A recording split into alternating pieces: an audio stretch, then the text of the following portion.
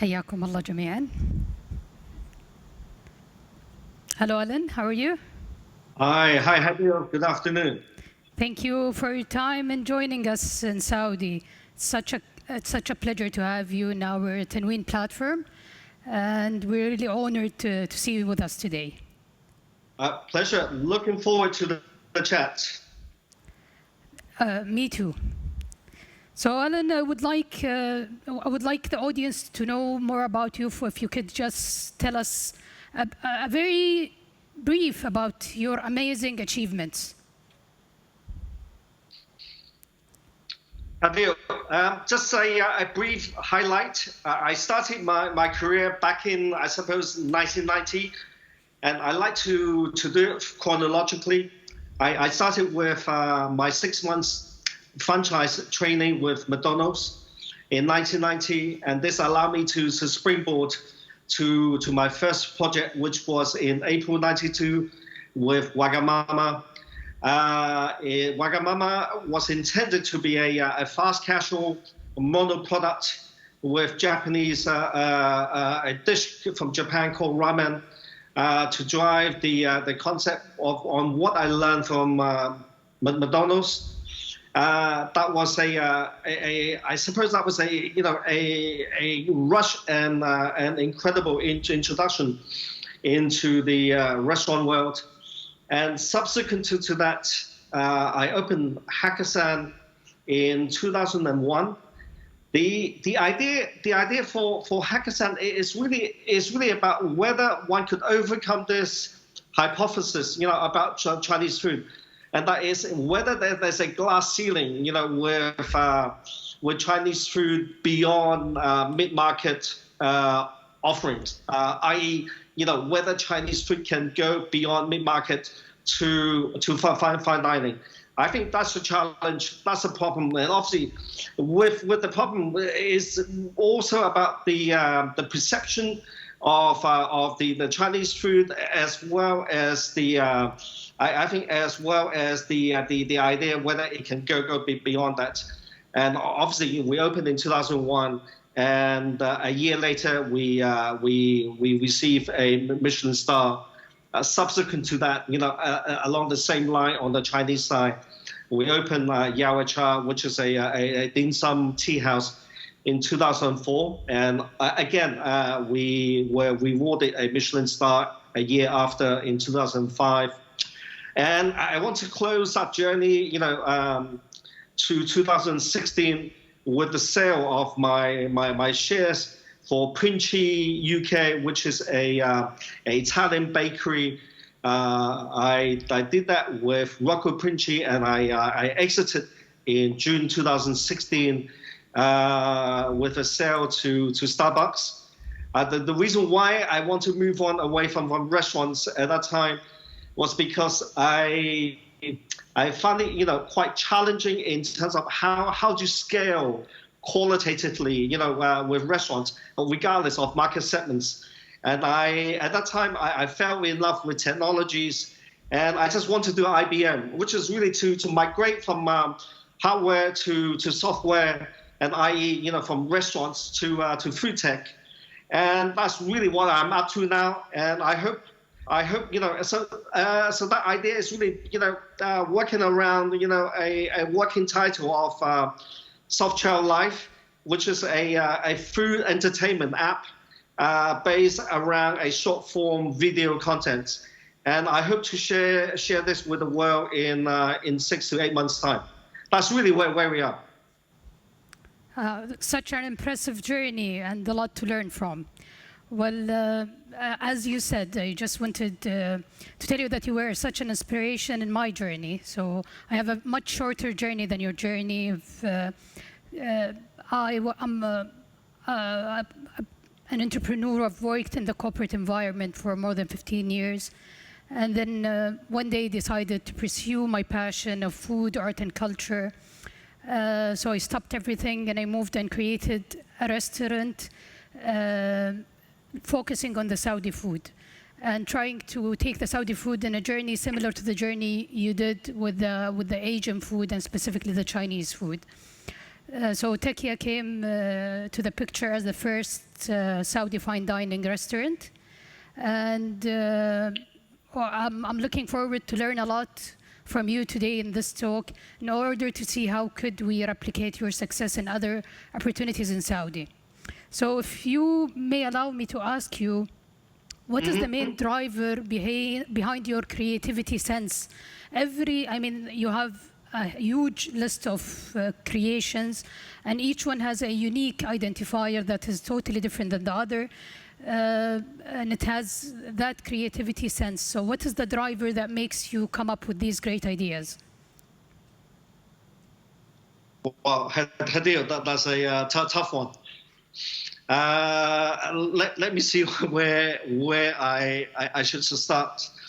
I think in terms of concept creation in relation to, say, a Yaoism or Alan Yao ideology, I suppose, with all my stuff, they tend to be slightly more intellectual at the beginning. What I mean by that is really, I can break it down into three areas. One is I tend to work on the spatial concept a lot more in relation to the food development journey, meaning the shape and the form of the spatial concept is very, very important to anchor the idea. So, for example, with Wagamama, the spatial concept is really this linear open plan kitchen with a vertical bench, table, and seatings. That for me, that spatial concept, is very important in relation to the delivery of the product or the idea to the segment, and also what kind of food and at what speed we want to execute this at. The second, I think that the second idea, which is also very is the idea. Sorry, are we getting echoes? Yes, we're getting some echoes. Can you try to talk right now? Speak. Yes. Hello. Yeah, now it's much better. I think that might be better. Okay.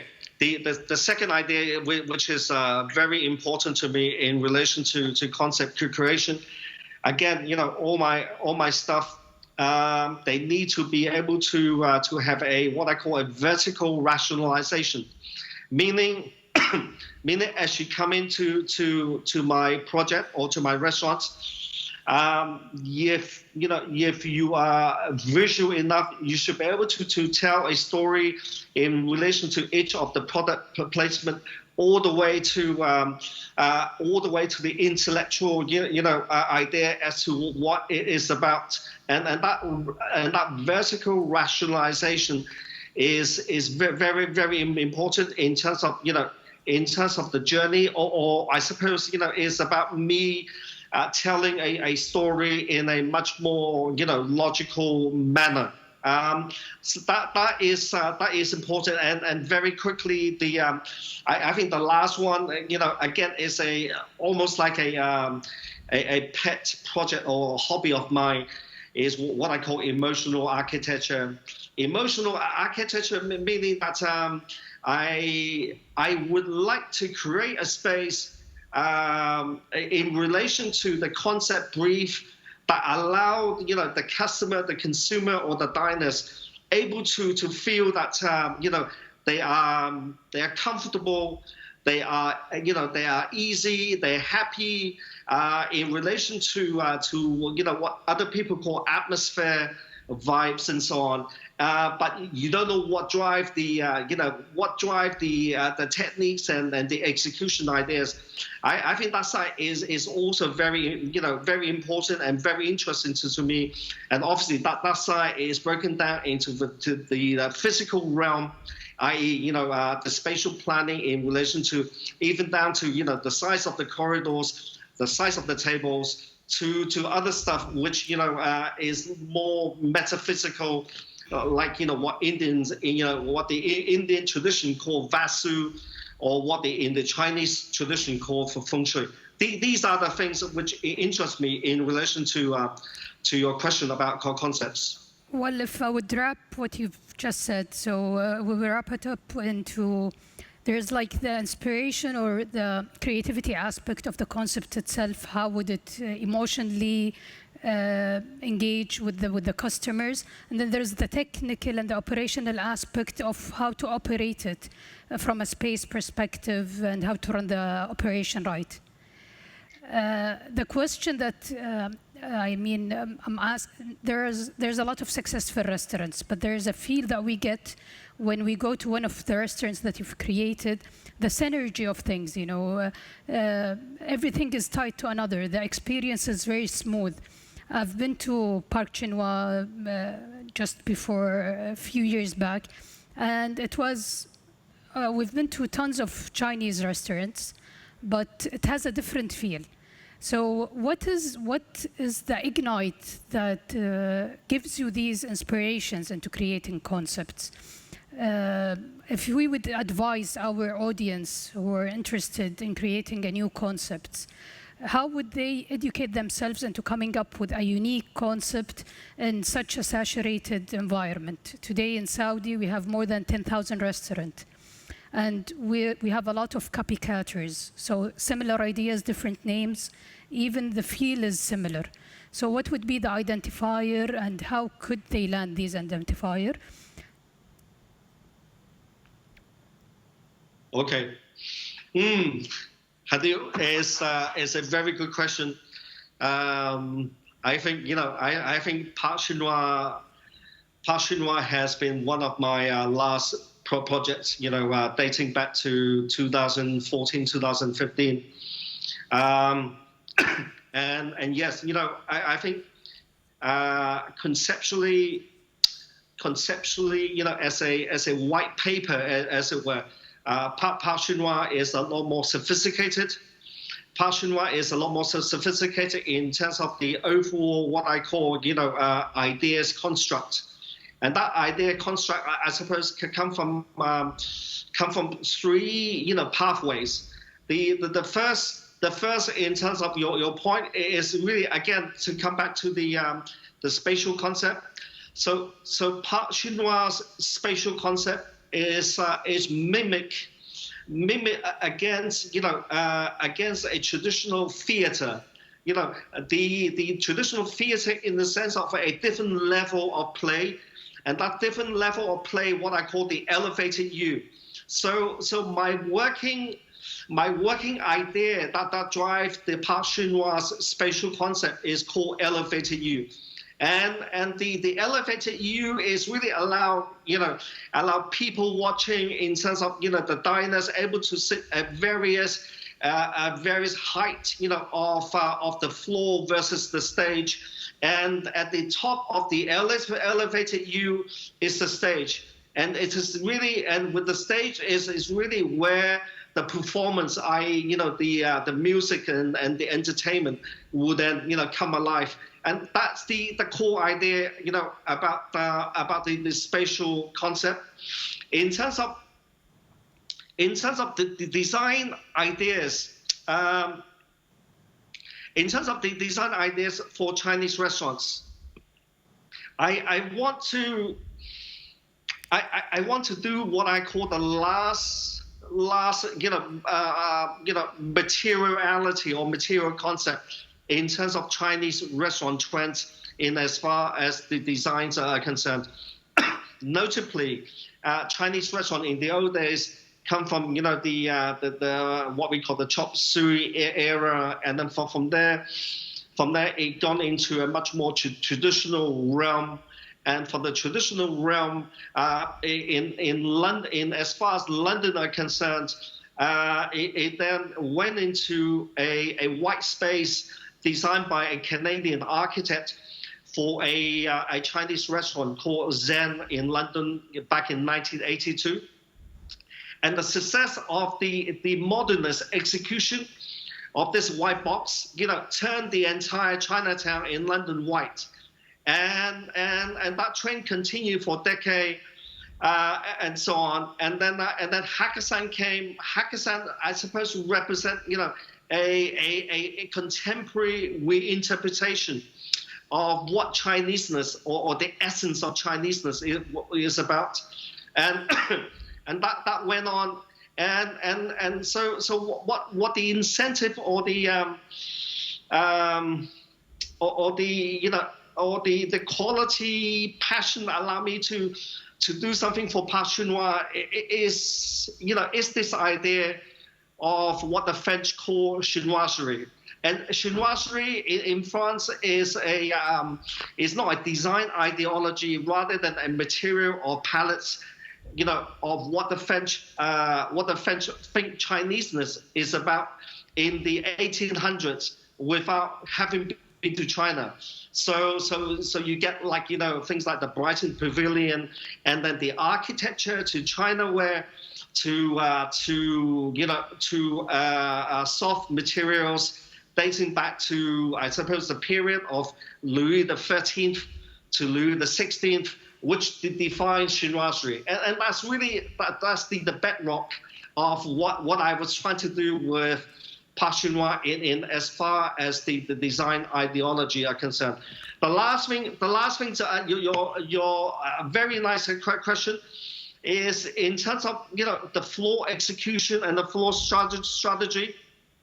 I see, and I'm glad that we got young aspiring entrepreneurs in the audience, and what I wanted to do is, in as far as fine dining are concerned, is to bring back the old school funnel house structure, because what we had in the 90s were fairly much what I call the new school, and the new school meaning that the American system meaning your floor structure in terms of table sections, and the waiters are allowed to be much more independent, and that they drive everything else. The old school meaning is something came from the French, in as far as hospitality are concerned, meaning that the whole thing is much more collective, and teamwork, where the quality play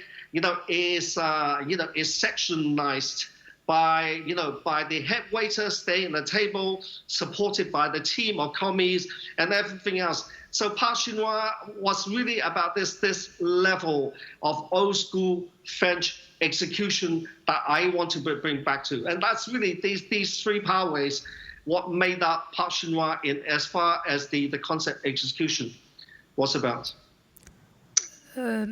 Thank you very much. So again, I think a good point to highlight here is going to a restaurant is not only related to the food that is being served. So the food is only a small part of the entire journey. In my experience, when we were designing Tekia, we were thinking of a journey where a customer would walk into a mix of feelings, a nostalgic effect, the scent that they're gonna smell, the way the food is presented, how the interior is connected. So I think a takeaway that we could give to the entrepreneurs is restaurant business is not only about serving good food. That would be a good option for a food truck. But if you're gonna build a full restaurant, you should think of a full story a full concept that ties each piece to the other. And then it should start with a conceptual proposition, as you said. So it's only an idea that could be anything, either a time in the history, or a certain play, or even a certain musical or whatever. And then you start building the pieces in order to continue that journey. And the trick here would be how to make each guest feel the same story without even interrupting or even explaining it. So from the moment they walk in, they would feel that they're inside the story or the fairy tale that you're trying to say, and the food will complement that experience. Okay, so my next question would be, with your great experience, and very long experience as well. What are the main challenges that anyone who is in the food and beverage industry might face, and how could we overcome these challenges? I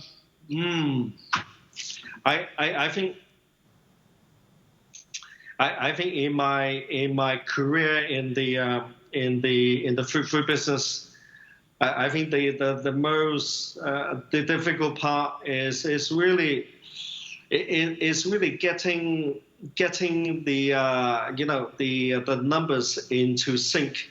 And the numbers are really about your business model. That is really your money strategy for the concept versus the unit economics. In that, how do you make that that business model work?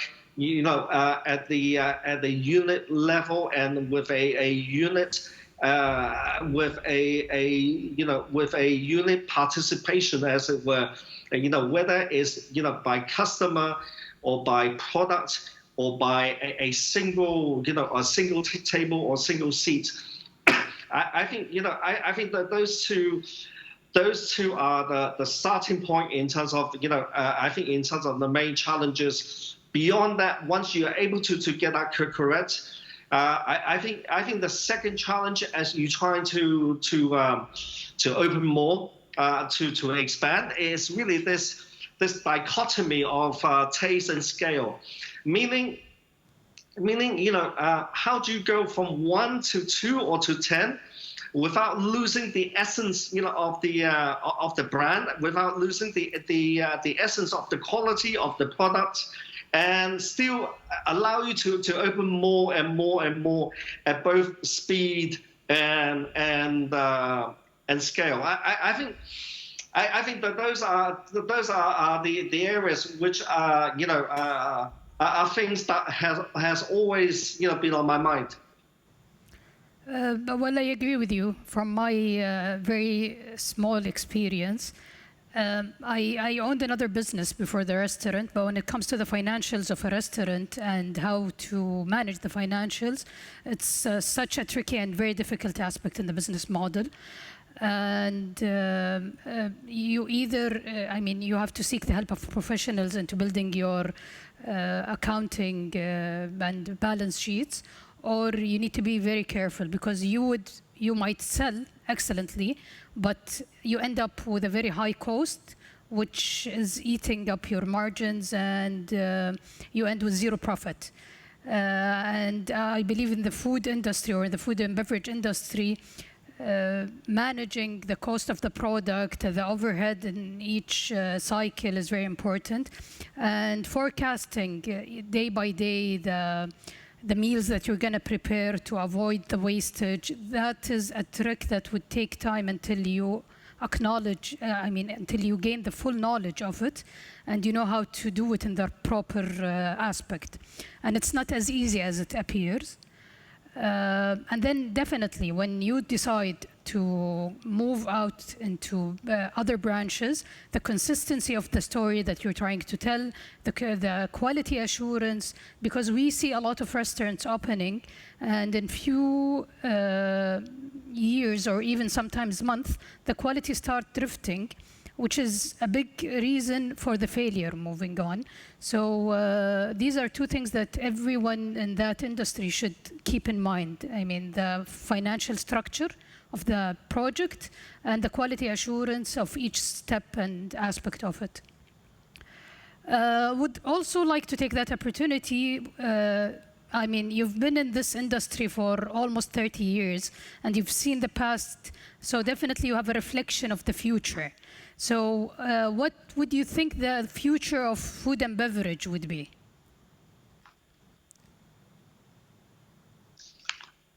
Wow. Future of food, beverages.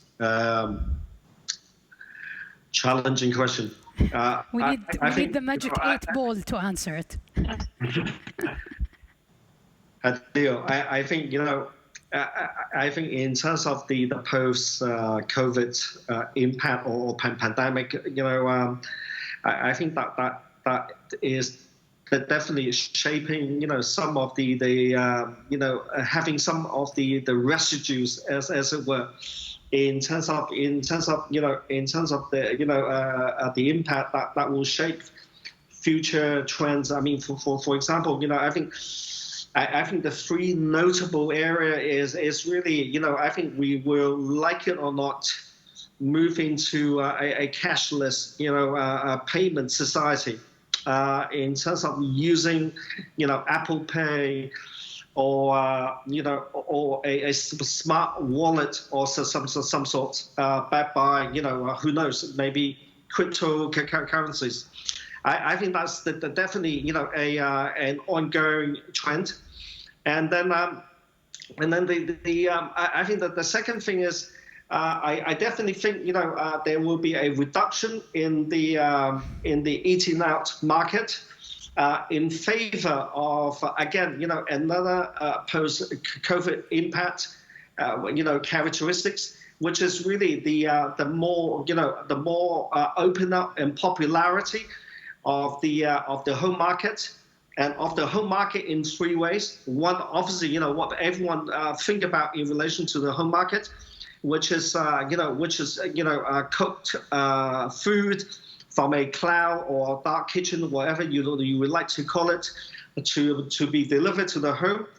And the second, during the COVID period, is really the idea of having fresh produce and ingredients been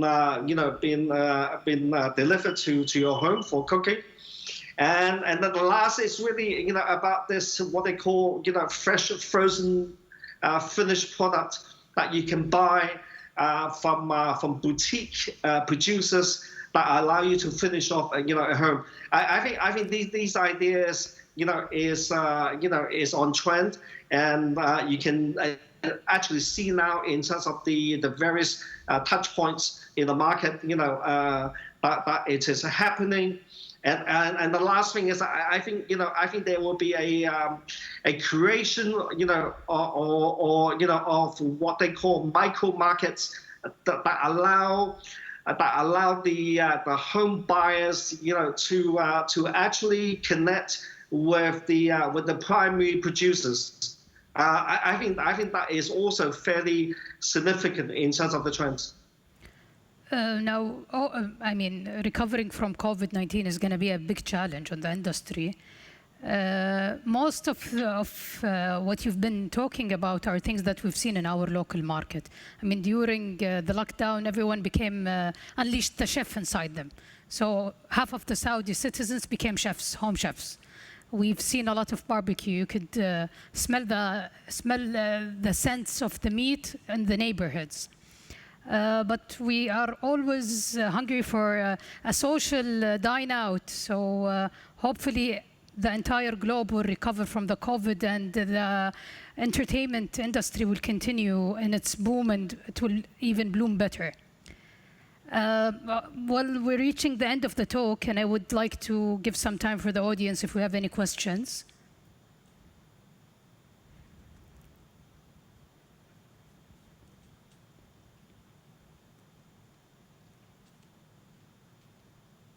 My mic is off. Okay. Thank you, Alan, and thank you, Hadeel, for this interesting talk. So we'll open the floor for some questions. So we have our first question from our virtual audience. How do you source ideas with your team? So, Alan, do you want to answer that? Yes. Let me just paraphrase. How do you source ideas? With your team. How can you expand on that, please? What do you mean by sourcing ideas? Again, I think what they're asking about is maybe how you what ignites an idea. From where do you get them? We've covered that point during the talk. We've talked about the creative process and what start a creative process. I think it was covered during the talk. Came earlier. So let's move to that second question. How do you collaborate?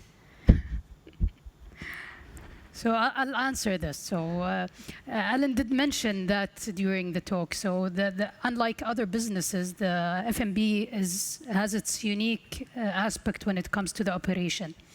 If we did not work in a restaurant like a beehive, where everyone knows exactly what is they're doing and when will they do it, you would easily see the flow in the system. It is a very collaborative environment, so there is no way to collaborate but eliminating the I in a restaurant and looking at it as a we. So everyone has the role, and the role is each one's role complete the entire journey. Thank you, Hadeel, and thank you. Oh, sorry. I think, Go ahead. Hadeel, can I just add one point? Because I now understand where the question, where the question is coming from or going towards. I think what I like to do is really combine the two together, both in terms of sourcing of information, as well as collaboration with the team. The last point first, I tend to, in terms of my project development, flow, I tend to work in a way similar to a film producer, in that each faculties I bring in, the best, be it architect, stroke interior designer, graphic designer for the identity, lighting designer, and so on. I think that having a very, very good and well-disciplined team, and who are better than you in their individual profession, but at the same time, have enough of I think have enough of these faculties is important. And then the second thing I want to say in relation to the first point about sourcing is for me, I tend to do it on my own first, and I'm one of those strong believer that you should get up at 5 in the morning, and to me for me, the 2 hours, the 2 hours or 3 hours, between 5 to 7, is very, very important for what I call a creative, process hours. Meaning, I don't know why, for some reason, ideas and insights and solutions and so on tend to come to me in those hours. So it's when your brain is fresh. Yes. So I think time is over. Time is really over. Unfortunately, that was wide open. It was a beautiful talk. Again, thank you, Alan, very much for this opportunity. I really enjoyed talking to you and talking to the audience. And I think we have to wrap up. Thank you, Alan, and thank you, Hadeel. That was a really interesting talk. And hope to see you soon in Mawsim Tanween. Thank you, Hassa. Thank you. So moving to our next speaker, inshallah.